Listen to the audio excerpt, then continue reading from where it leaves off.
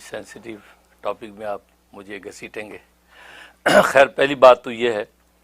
کہ یہ یقیناً جو ہے وہ مفتی طارق مسعود صاحب کا یہ ایشو بڑا جو ہے وہ سینسٹیو ایشو ہوا ہے، اور یہ پاکستان میں خاص طور پہ قیامت برپا ہے، اور میرے سامنے بھی یہ سینسٹیو موضوع آیا۔ میں تو آپ کو پتہ ایک عرصے سے بیمار ہوں، اور آج کو طبیعت اچھی بہتر ہوئی تو آج میں پروگرام کے لیے حاضر ہوا، لیکن میں نے جو اپنے ٹویٹ کے ذریعے سے پھر بھی پیغام ڈال دیا اہل اسلام کے لیے گزشتہ 2 ہفتے پہلے، کہ اس لیے کہ وہ سنڈے کے پروگرام بھی نہیں ہو رہے تھے، تو اس ٹاپک کے اوپر جو ہے جب یہ چیزیں سامنے آئیں تو میں نے اپنا ٹویٹ یہ چھوڑ دیا تھا تاکہ لوگوں کو ایک حد تک جو میری طرف سے اوپینین مل جائے۔ لیکن آج پروگرام میں آپ نے یہ سوال کر لیا ہے تو اس پر ذرا تھوڑی تفصیلی گفتگو کروں گا۔ ظاہر ہے کہ میں بھی دیکھ رہا ہوں کہ سوشل میڈیا پر جو ہے وہ ایک جو ہے وہ طوفان برپا ہے، پورے اہل اسلام بے چین ہیں، اور خاص طور پہ ملحدین ان کو موقع مل گیا اور وہ بڑھ چڑھ کے جو باتیں بنا رہے ہیں کہ یہ دیکھو جی ہم تو پہلے ہی کہتے ہیں قرآن میں غلطیاں ہیں، اور دیکھو آپ کی مفتی معروف مفتی نے بات مان لی ہے، اور پاکستان کے جو حالات آپ بتا رہے ہیں کہ FIR کٹ گئی اور لوگوں نے وہاں جب وہ مطالبہ کیا کہ واجب القتل ہیں اور توبہ قبول نہیں ہے وغیرہ وغیرہ، تو ظاہر ہے انشاءاللہ میں اس حوالے سے 2 حل آپ کو پیش کروں گا۔ تو پہلے تو اس کا شرعی حکم بتاؤں گا کہ یہ کیا صورتحال ہے، اس کا شرعی حکم کیا ہے، تفصیلات کیا ہے، یہ غلطی ہے یا گستاخی ہے، کیونکہ یہ بھی ایک سوال اٹھ رہا ہے کہ یہ غلطی ہے یا گستاخی ہے، تو اس پر بات کروں گا انشاءاللہ۔ اور دوسرا جو ہے وہ اس کا حل بتاؤں گا، ایک شرعی حل بتاؤں گا اور دوسرا انتظامی حل بتاؤں گا۔ تو مجھے امید ہے کہ اگر یہ اس کو جو ہے ٹھنڈے دل سے اس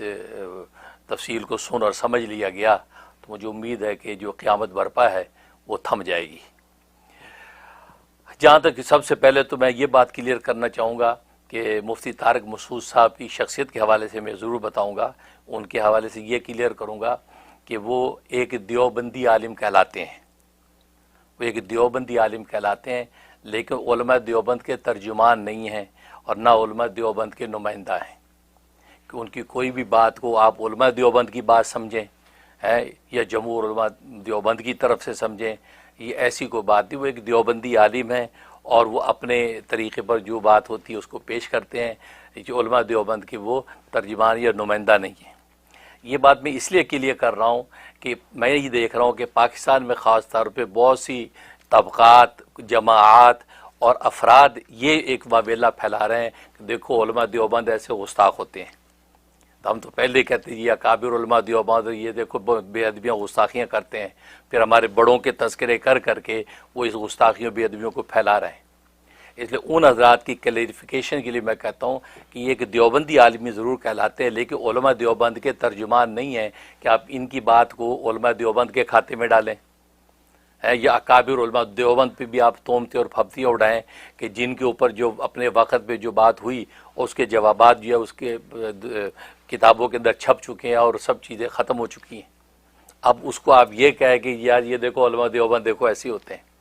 یہ رویہ درست نہیں ہے۔ لہٰذا وہ لوگ اپنی اس رویے کی اصلاح کر لیں کہ مفتی طارق مسعود صاحب کے تو بہت سی نظریات اور ان کے بہت سی اقوال تو جمہور علماء دیوبند کے ویسے خلاف ہیں،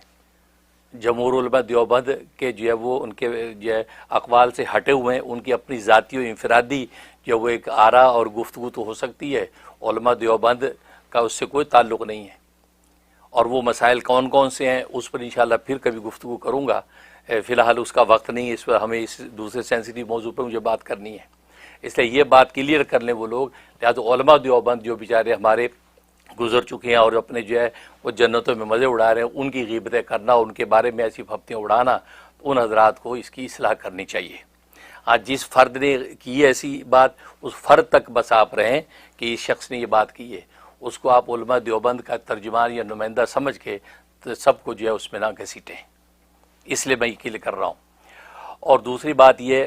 کہ سب سے پہلے آپ اس نوعیت کو سمجھیں کہ یہ جو سارا واقعہ ہوا ہے، اس حوالے سے پہلے ہم فقہی جو فیصلہ اس کی تشریح کو پہلے سمجھتے ہیں۔ چنانچہ علامہ جو وہ خیر الدین حنفی رحمہ اللہ تعالی نے اس کی تفصیل بیان کی ہے، 6 صورتیں انہوں نے ذکر فرمائی ہیں اس گستاخی کے حوالے سے یا غلطی کے حوالے سے۔ تو وہ 6 صورتیں ذکر فرمائی ہیں، ان میں مفتی طارق مسعود صاحب نے جو کیا وہ کس کیٹیگری میں آتا ہے اس کو ذکر کر کے ہم اس کا حکم بتائیں گے۔ سب سے پہلے تو آپ یہ کلیئر رکھیں، یہ غلطی نہیں ہے، گستاخی ہے، یہ غلطی نہیں ہے، گستاخی ہے، لہٰذا یہ آپ پہلے ذہن میں رکھیں۔ اور گستاخی بھی اگر ہو جائے اس کی بھی آگے کیٹیگریز ہیں، وہ گستاخی ماننے میں کوئی آپ کو پریشان نہیں ہونا چاہیے، آگے اس کی کیٹیگریز ہیں۔ چنانچہ علامہ خالد حنفی رحمۃ اللہ علیہ اس کا خلاصہ جو بیان کرتے ہیں وہ میں آپ کو بتا رہا ہوں، اور یہ خلاصہ جو ہے مفتی طارق مسعود صاحب ہی کہ جو استاد محترم مفتی رشید احمد لدھیانوی قدس سرہ نے اصل الفتاوی کے اندر تفصیل سے ذکر فرمایا ہے۔ چنانچہ انہوں نے یہ لکھا ہے، خلاصہ اس کا یہ ہے کہ دیکھیں کلمہ، کوئی ایسا کلمہ، اس کلمہ کے کلمہ کفر ہونے میں اختلاف ہو کہ یہ کلمہ کفر ہے یا کلمہ کفر نہیں، یہ پہلی صورت بیان کی کہ وہ بعض فقہا کہیں یہ کلمہ کفر ہے، بعض کہیں یہ کلمہ کفر نہیں ہے، تو انہوں نے یہ فیصلہ کیا ہے ایسی صورت میں عدم تکفیر کا فیصلہ کیا جائے گا۔ احتیاط کا تقاضا یہ ہے کہ اس کو عدم کفر میں ڈالا جائے گا کہ یہ کہا جائے کہ اس کے کہنے سے بندہ کافر نہیں ہوا، ٹھیک، کیونکہ اختلاف پیدا ہو گیا۔ دوسری صورت انہوں نے یہ بیان فرمائی کہ لیکن اگر ایسے کلمات ہیں جو ڈیفینیٹلی کلمہ کفر ہی ہیں، اس میں توہین و تنقید ثابت ہو رہی ہے، ٹھیک، تو یقینی اور حتمی طور پہ وہ کلمہ کفر ہیں، ٹھیک ہے، اس کی آگے چند صورتیں بیان کرتے ہیں۔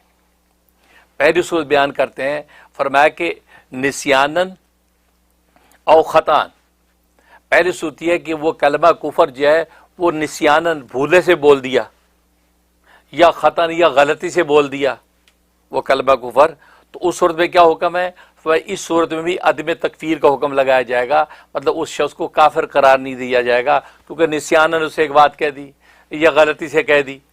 اور غلطی کا مطلب یہ ہوتا ہے جیسے ہاروت کہہ رہا ہوں، حابیل کی جگہ قابیل کا نام بول دیا، قابیل کی جگہ ہاروت اس کا جو ہے حابیل کا بول دیا، اور یہ کہہ دیا کہ حابیل نے قابیل کو قتل کیا،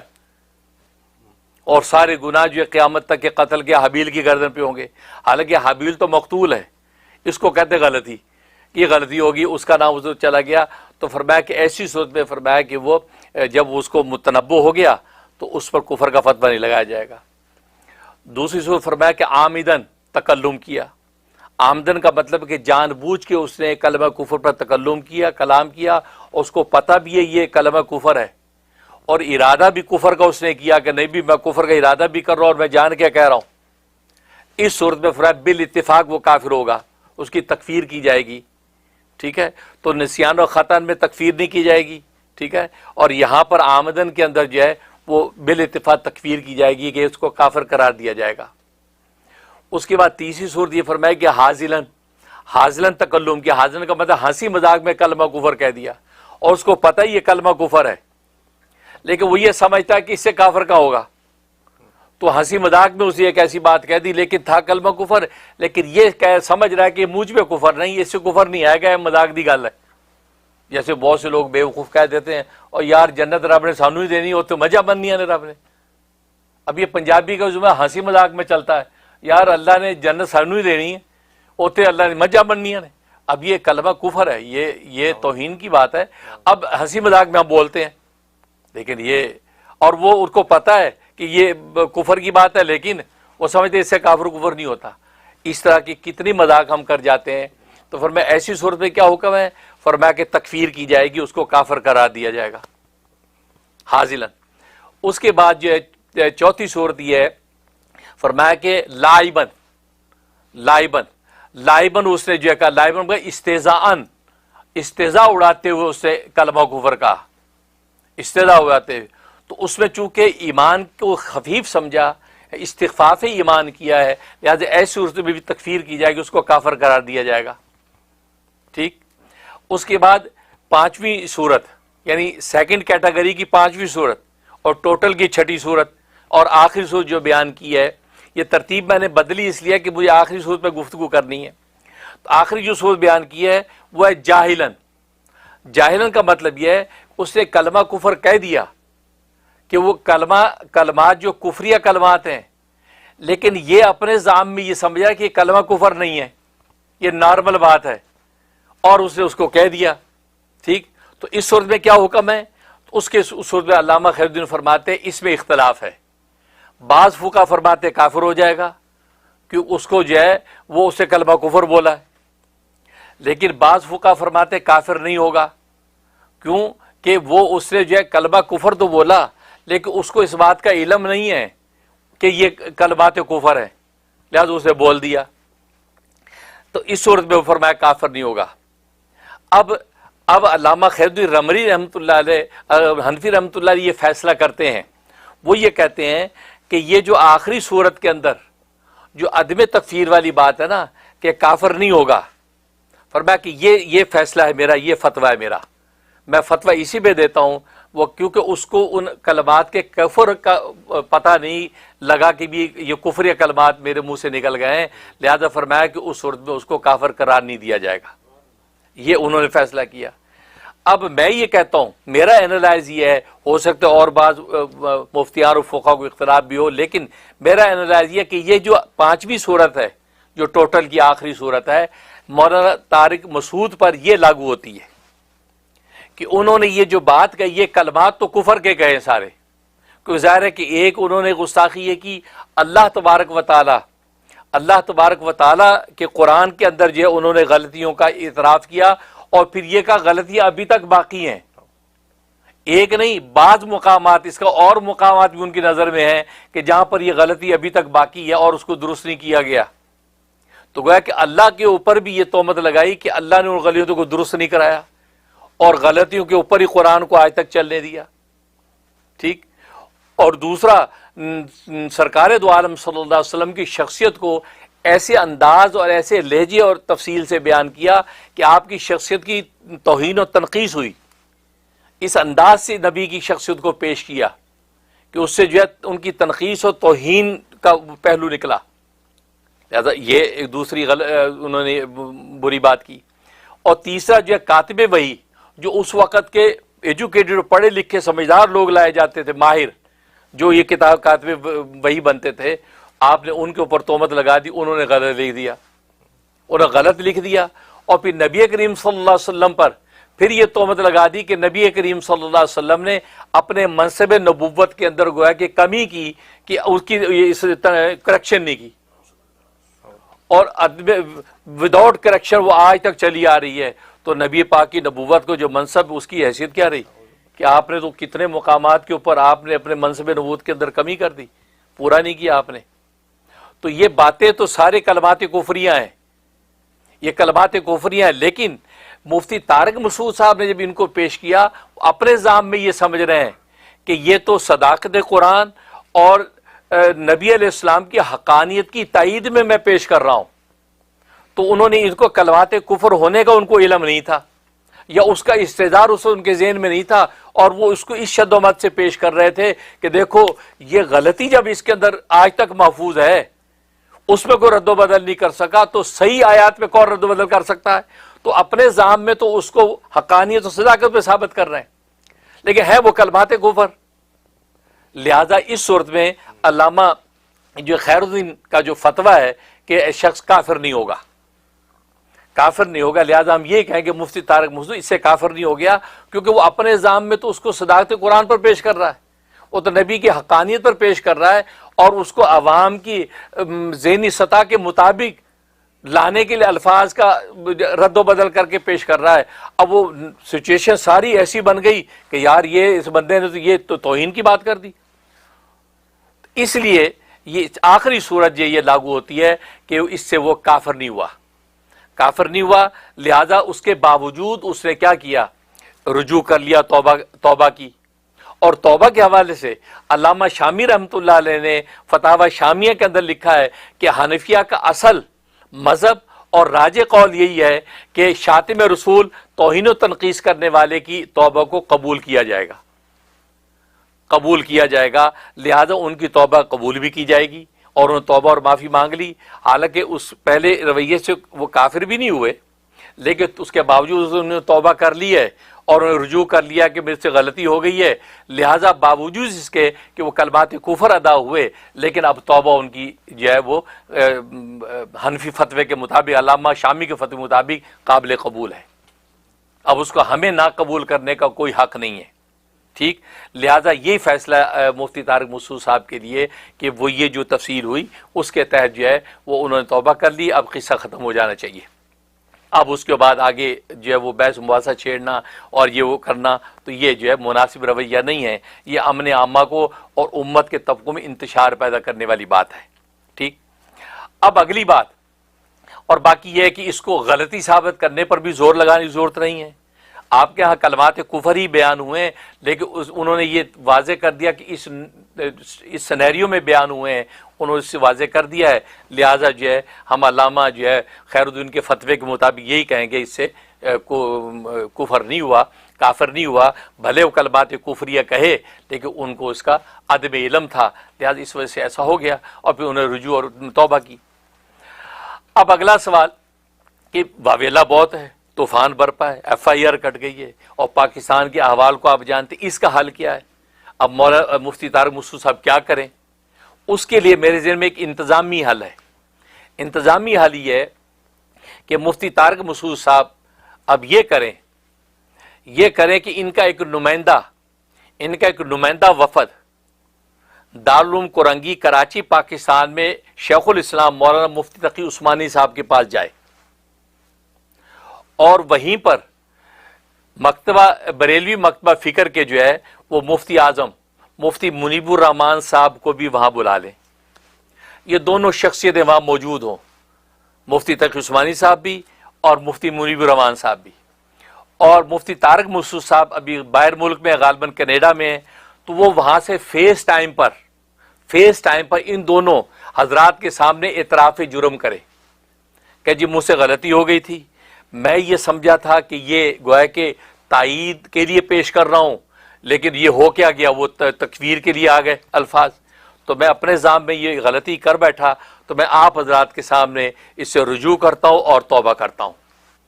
ان حضرات کے سامنے یہ کر کے ایمان مجمل آمنت باللہ کما ہوا باسماءہ و صفاتہ وقبلت جمیع احکامہ اس کی تلاوت کریں، اور ایمان مفصل کی تلاوت کریں، یہ پورا کا پورا جو ایمان مجمل جو ہے اس کی تلاوت کریں، پھر اس کے بعد جو ہے شہادتین اشہد ان لا الہ الا اللہ و اشہد ان محمد عبدہ و رسولہ کا اظہار کریں، اپنے ایمان کی تجدید کر لیں ان کے سامنے، ٹھیک، اور باقی یہ کہ احتیاطاً تجدید نکاح بھی کر لیں،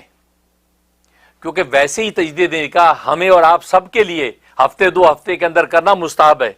یہ علامہ شامی رحمۃ اللہ علیہ کا فتاوی شامی میں فتویٰ ہے کہ اس لیے کہ ہم صبح شام کتنے کلمہ کفر کہتے ہیں ہمیں پتہ ہی نہیں ہوتا، ہم نہیں کہتے بیوی کہہ دیتی ہے، ہم نہیں کہتے بیوی ایسے کلمہ کفر کہہ دیتی ہے تو نکاح پہ اثر پڑتا ہے، لہذا گھر کے ہی افراد کے سامنے جو ہے 2 گواہوں میں اظہار ایجاب و قبول کرنا چاہیے، تو علامہ شامی فتاوی شامی میں لکھا ہے، تو عام لوگوں کے لیے ہے، تو مفتی طارق مسعود صاحب بھی تجدید نکاح کر لیں، وہ الگ بات ہے، ان کو 4 جگہ کرنا پڑے گا، میرا خیال 4 بیوی ہیں تو 4 دفعہ کرنا پڑے گا، کوئی بات نہیں، 4 مہر دے دے، کیوں ایڈا بڑا کام موڑ لگیا بھائی، بچنا نہیں ہے گا، پاکستان نہیں جانا، تو لہذا کر لیں بھائی، کیا ہے تو وہ کر لیں۔ تو اس کے بعد کرنے کے بعد اب کیا ہوگا، اب ان حضرات سے درخواست کریں کہ حضرت آپ، میں نے توبہ کر لی، اب آپ اللہ سے دعا کر دیں اللہ میری توبہ کو قبول فرما لے، آپ دعا کریں۔ اب یہ دونوں بزرگ ہاتھ اٹھا کے اس کے لیے دعا کریں۔ یہ سارا طریقہ میں سورۃ مائدہ کی، سورۃ نساء کی آیت نمبر 64 کا بتا رہا ہوں۔ سورۃ نساء کی آیت نمبر 64 میں اللہ نے صحابہ کو بتایا کہ یہ آپ کے پاس آتے ہیں استغفار کروانے جائیں، اور نبی صلی اللہ علیہ وسلم آپ ان کے لیے استغفار کریں ہم سے، تو ان سے ہم، اللہ بخشنے والا تواب رحیم ہے، اللہ ان کو بخش دے گا، آمین۔ تو یہ وہ تو طریقہ موجود ہے، یہ اس کا میں بتا رہا ہوں۔ تو یہ دونوں حضرات ہاتھ اٹھا کے یا اللہ یہ تیرے بندے نے توبہ کر لی ہے، سچے دل سے رجوع کر لیا ہے، غلطی سے الفاظ نکل گئے ہیں، اور کلمہ کفر تھے ان کا یہ زام نہیں تھا، وہ اپنے زام میں تائید سمجھ رہے تھے، جبکہ وہ تکفیر بن گئی، یا اللہ اس کی توبہ قبول فرما، یا اللہ اس کو معاف فرما، آمین کر کے سلام پھیر دیں۔ تو معلوم یہ ہوا، اب یہ کیا ہوگا، اب یہ سب جب ہو جائے گا تو پھر میں جو مکتبہ بریلوی کے اہل سنت والجماعت کے حضرات ہیں، یا جو تحریکات ہیں، تحریک لبیک کے حضرات ہیں، یا سنی تحریک کے حضرات ہیں، اور جتنی تحریکات ہیں، اور دیوبندی مکتبہ فکر میں بھی جو حضرات جو اس حوالے سے جو غصے میں ہیں، اور واقعی ہونا چاہیے، کیونکہ اس طرح تو یہ دین کھلواڑ بن جائے گا، उन हजरात से फिर मेरी दरख्वास्त होगी, अगर मुफ्ती तारिक मूसा साहब ये सारा प्रोसेस कर लेते हैं तो फिर उनको भी FIR वापस ले लेनी चाहिए,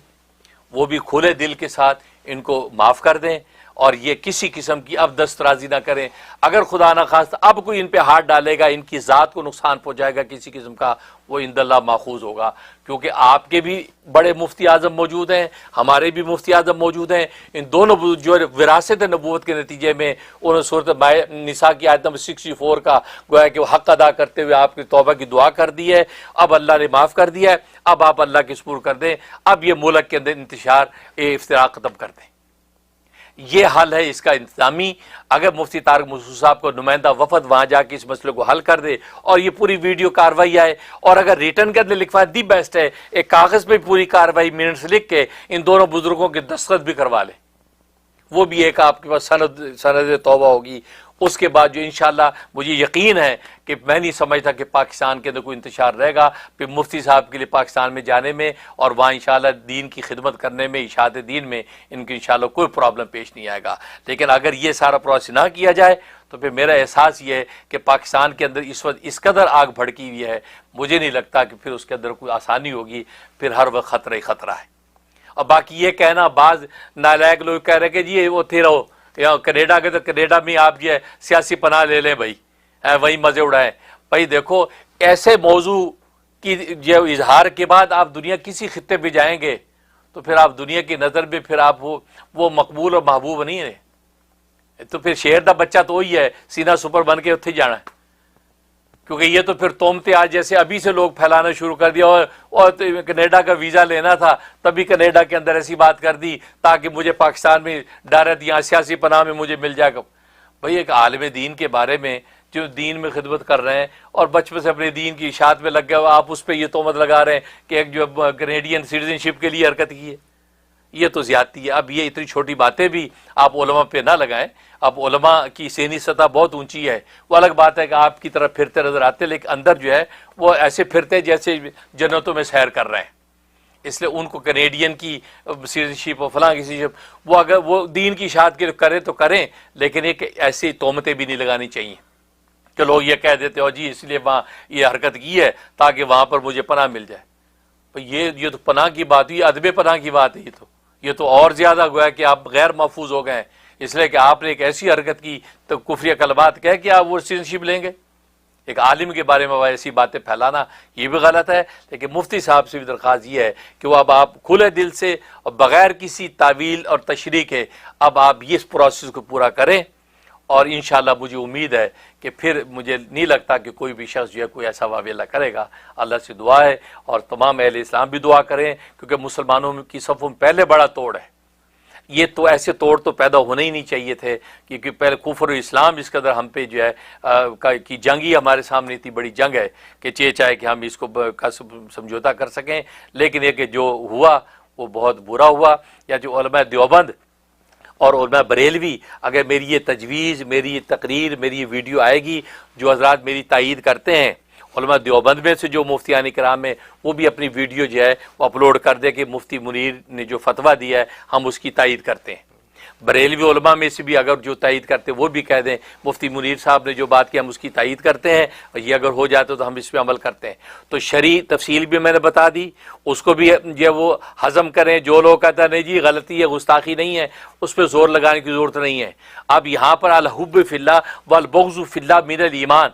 ये अल बुग़्ज़ु फिल्लाह है, अल्लाह के लिए बुग़्ज़। मुफ्ती तारिक मूसा से ज़ाती कोई बुग़्ज़ किसी को, अल बुग़्ज़ु अल्लाह के लिए बुग़्ज़ है। क्योंकि अल्लाह, अल्लाह के रसूल और उसके सहाबा की जहाँ तनकीस हुई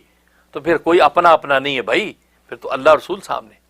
ये सहाबा की शान थी। और बल्कि मैं सोच रहा था देख देख के, मैं कहता वाकई अल हुब्बु फिल्लाह तो आसान है, लेकिन अल बुग़्ज़ु फिल्लाह आसान नहीं है। ये सिद्दीक़ अकबर ही है जिसको बेटा कहता है अब्बा जान ग़ज़वा उहद के अंदर आप मेरे निशाने पे कई दफ़ा आए हैं और मैं चाहता तो आप तलवार चला देता है, लेकिन ये कि मैंने सोचा मेरा अब्बा है, मैंने हाथ खींच लिया। तो सिद्दीक़ अकबर फरमाया कि रब्बे काबा की कसम बेटा अगर तू मेरे